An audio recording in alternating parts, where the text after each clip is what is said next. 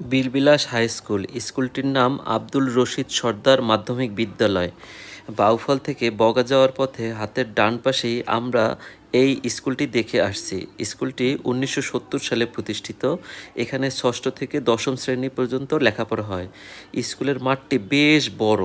আগে এই মাঠে প্রায় প্রতিদিনই বিকেলবেলা ফুটবল খেলা হতো, যা চলতি পথে রিকশায় বসে আমরা দেখতে পেতাম।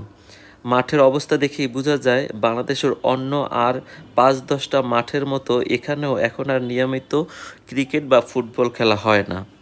স্কুলের প্রতিষ্ঠাতা আব্দুল রশিদ সর্দার সম্পর্কে যতটুকু জানা যায়, তিনি ছিলেন একজন রাজনীতিবিদ ও মুক্তিযোদ্ধা।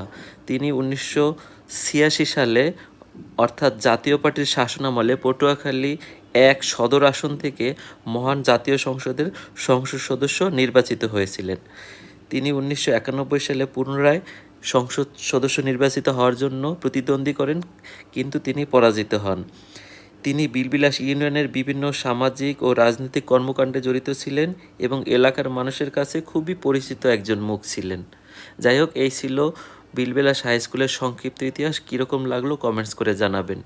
আর এই দিকে চলে গেল বগা বাউফল হাইওয়ে, আর এই দিকে গেল বীরবিলাস বাজার।